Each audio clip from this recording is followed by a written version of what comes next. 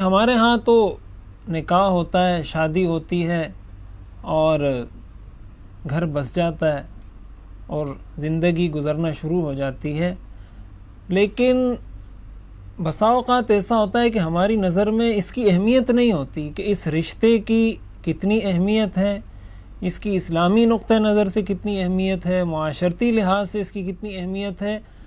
ہمیں اس کا پتہ نہیں ہوتا، اس کا شعور نہیں ہوتا ہمیں۔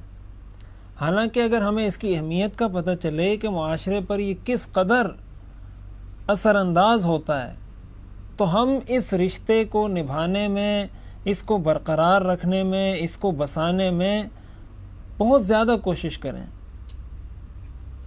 چنانچہ میاں بیوی کا یہ رشتہ، یہ ازدواجی تعلقات، یہ وہ رشتہ ہے جو معاشرے کو افراد فراہم کرتا ہے۔ ظاہر معاشرہ میرے اور آپ کا نام ہے۔ معاشرے کا مطلب ہوتا ہے انسان۔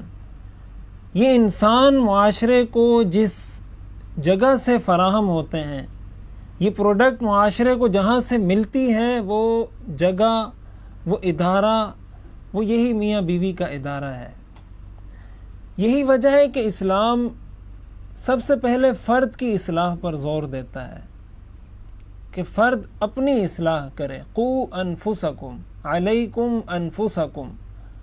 دوسرے نمبر پر اسلام زور دیتا ہے خاندانی تعلقات کی درستگی پر۔ دوسرے نمبر پر اسلام کی تاکید ہے کہ خاندان آپس میں درست ہوں، آپس میں قریب ہوں، ایک دوسرے کے ساتھ محبت کا تعلق ہو۔ چنانچہ اسی آیت کے اندر قو انفسکم اور اس کے بعد وَأَهْلِيكُمْ نَارًا وَأْمُرْ أَهْلَكَ بِالصَّلَاةِ وَاصْطَبِرْ عَلَيْهَا وَأَنذِرْ عَشِيرَتَكَ الْأَقْرَبِينَ۔ اسی لیے اسلام اس پر زور دیتا ہے کہ جب میاں بیوی کے آپس کے تعلقات ٹھیک ہوں، یہ رشتہ اچھے طریقے سے چل رہا ہو، تو بچوں کی صحیح تربیت ہوتی ہے۔